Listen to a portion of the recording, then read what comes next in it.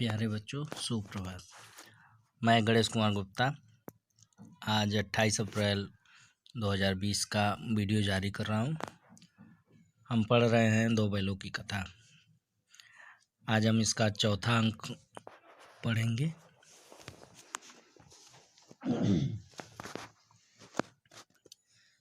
दोनों मित्रों को जीवन में पहली बार ऐसा साबिका पड़ा कि सारा दिन बीत गया और खाने को एक दिन का भी न मिला। समझ ही में न आता था यह कैसा स्वामी है। इससे तो गया फिर भी अच्छा था। यहाँ कई भैंसें थीं, कई बकरियाँ, कई घोड़े, कई गधे, पर किसी के सामने चारा न था। सब जमीन पर मुर्दों की तरह पड़े थे।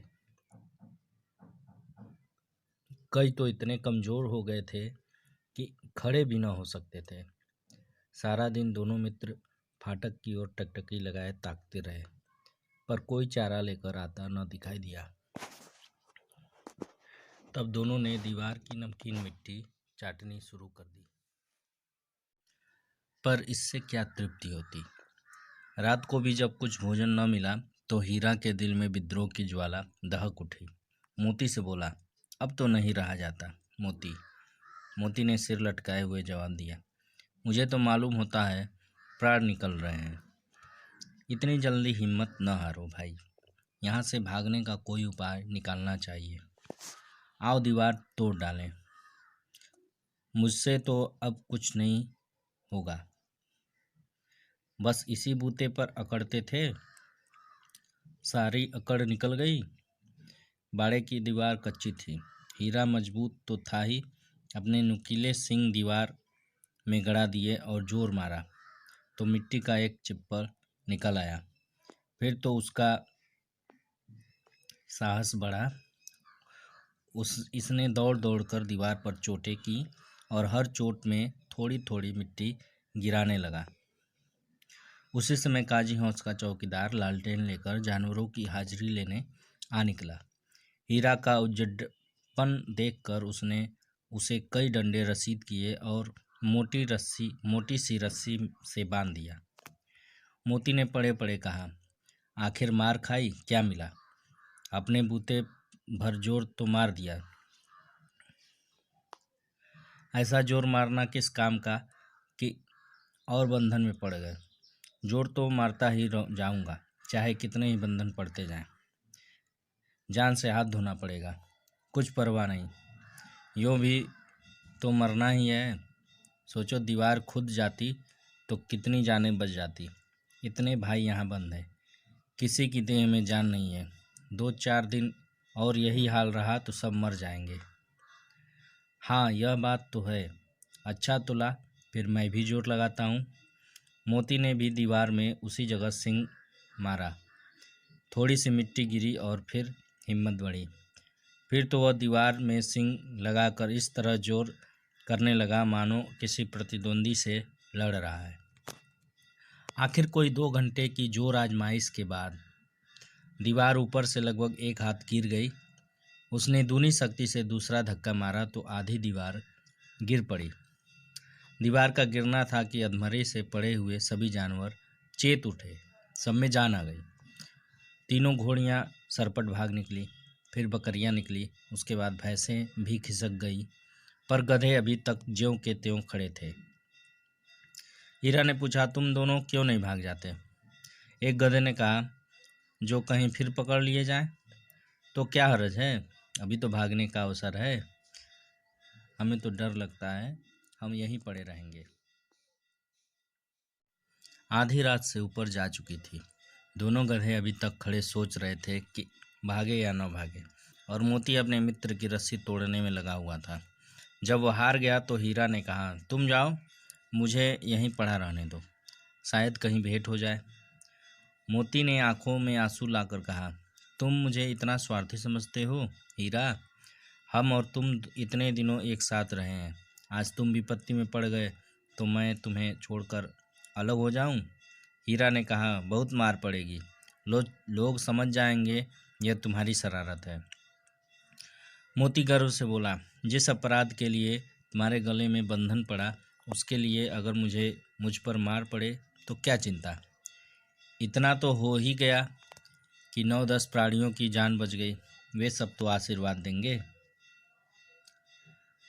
यह कहते हुए मोती ने दोनों गधों को सींगों से मार मार कर बाड़े के बाहर निकाला और तब अपने बंधु के पास आकर सो रहा। भोर होते ही मुंशी और चौकीदार तथा अन्य कर्मचारियों में कैसी खलबली मची, इसके लिखने की जरूरत नहीं। बस इतना ही काफ़ी है कि मोती की खूब मरम्मत हुई और उसे भी मोटी रस्सी में बांध दिया गया। अब अगला अंक।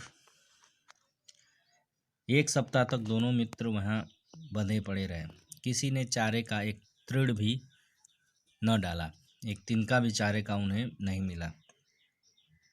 हाँ, एक बार पानी दिखा दिया जाता था, बहुत थोड़ा पानी एक बार दे दिया जाता था, यही उनका आधार था। दोनों इतने दुर्बल हो गए थे कि उठा तक न जाता था। ठठरियाँ निकल आई थीं, मतलब जो हड्डियाँ होती हैं वो भी दिखने लगी थीं। एक दिन बाड़े के सामने डुग्गी बजने लगी और दोपहर होते होते वहाँ 50-60 आदमी जमा हो गए। तब दोनों मित्र निकाले गए और उनकी देखभाल होने लगी। लोग आकर उनकी सूरत देखते और मन फीका कर कर चले जाते। ऐसे मृतक बैलों का कौन खरीदार होता।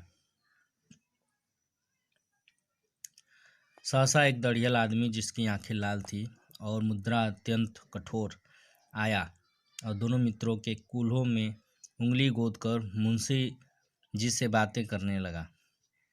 उसका चेहरा देखकर अंतर्ज्ञान से दोनों मित्रों के दिल कांप उठे। वह कौन है और उन्हें क्यों टटोल रहा है, इस विषय में उन्हें कोई संदेह न हुआ। दोनों ने एक दूसरे को भीत नेत्रों से देखा और सिर झुका लिया।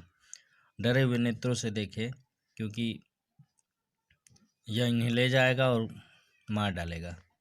हीरा ने कहा, गया के घर से नाहक भागे, बिना कारण गया के घर से हम लोग भागे, अब तो जान न बचेगी। मोती ने अश्रद्धा के भाव से उत्तर दिया, कहते हैं भगवान सबके ऊपर दया करते हैं, उन्हें हमारे ऊपर क्यों दया नहीं आती। मोती ने अश्रद्धा भाव से भगवान की तरफ इशारा करते हुए कहा कि भगवान सबके ऊपर दया करते, हमें उनकी याद क्यों नहीं आती। भगवान के लिए हमारा मरना जीना दोनों बराबर है। चलो अच्छा ही है, कुछ दिन उसके साथ तो रहेंगे। एक बार भगवान ने उस लड़की के रूप में हमें बचाया था, क्या अब न बचाएंगे। यह आदमी छुरी चलाएगा, देख लेना। तो क्या चिंता है, मांस खाल सींग हड्डी सब किसी न किसी काम आ ही जाएंगे। नीलाम हो जाने के बाद दोनों मित्र उस दड़ियल के साथ चले। दोनों की बोटी बोटी काँप रही थी, बेचारे पांव तक न उठा सकते थे, पर भय के मारे गिरते पड़ते भागे जाते थे, क्योंकि वह जरा भी चाल धीमी हो जाने पर जोर से डंडा जमा देता था। राह में गाय बैलों का एक रेवड़ हरे हरे हार में चरता नजर आया। सभी जानवर प्रसन्न थे, चिकने चपल, कोई उछलता था, कोई आनंद से बैठा पागुर करता था। कितना सुखी जीवन था इनका, पर कितने स्वार्थी हैं सब। किसी को चिंता नहीं कि उनके दो भाई बधिक के साथ पड़े कैसे दुखी हैं। सहसा दोनों को ऐसा मालूम हुआ कि यह परिचित रहा है। हाँ, इसी रास्ते से गया उन्हें ले गया था। वही खेत, वही बाग, वही गांव मिलने लगे। प्रत्येक क्षण उनकी चाल तेज होने लगी। सारी थकान, सारी दुर्बलता गायब हो गई। आह, यह लो, अपना ही हार आ गया। इसी कुएं पर हम पुर चलाने आया करते थे, यही कुआं है। मोती ने कहा, हमारा घर नगीच आ गया। हीरा बोला, भगवान की दया, मैं तो अब घर भागता हूँ, यह जाने देगा। इसे तो मैं मार गिराता हूँ। नहीं नहीं, दौड़कर थान पर चलो, वहाँ से हम आगे न जाएंगे। दोनों उन्मत्त होकर बछड़ों की भांति कुलेल भर करते हुए घर की ओर दौड़े। वह हमारा थान है। दोनों दौड़कर अपने थान पर आए और खड़े हो गए। दड़ियल भी पीछे पीछे दौड़ा चलाता था। झूरी द्वार पर बैठा धूप खा रहा था। बैलों को देखते ही दौड़ा और उन्हें बारी बारी से गले लगाने लगा। मित्रों की आंखों से आनंद के आंसू बहने लगे। एक झूरी का हाथ चाट रहा था। दड़ियल ने जाकर बैलों की रस्सियां पकड़ ली। झूरी ने कहा, मेरे बैल हैं। तुम्हारे बैल कैसे? मैं मवेशी खाने से नीलाम लिए आता हूँ। मैं तो समझा हूँ चुराए लिए आते हो। चुपके से चले जाओ, मेरे बैल हैं। मैं बेचूंगा तो बिकेंगे। किसी को मेरे बैल नीलाम करने का क्या अख्तियार है? जाकर थाने में रपट कर दूंगा। मेरे बैल हैं, इसका सबूत यह है कि मेरे द्वार पर खड़े हैं। दड़ियल झल्लाकर बैलों को जबरदस्ती पकड़ ले जाने के लिए बढ़ा। उसी वक्त मोती ने सींग चलाया। दड़ियल पीछे हटा। मोती ने पीछा किया। दड़ियल भागा। मोती पीछे दौड़ा। गांव के बाहर निकल जाने पर वह रुका, पर खड़ा दड़ियल का रास्ता देख रहा था। दड़ियल दूर खड़ा धमकियां दे रहा था, गालियां निकाल रहा था, पत्थर फेंक रहा था, और मोती विजयी सूर की भांति उसका रास्ता रोके खड़ा था। गांव के लोग यह तमाशा देखते थे और हंसते थे। जब दड़ियल हार कर चला गया तो मोती अकड़ता हुआ लौटा। हीरा ने कहा, मैं डर रहा था कि कहीं तुम गुस्से में आकर मार न बैठो। अगर वह मुझे पकड़ता तो मैं बेमारे न छोड़ता। अब ना आएगा। आएगा तो दूर ही से खबर लूँगा। देखूं कैसे ले जाता है।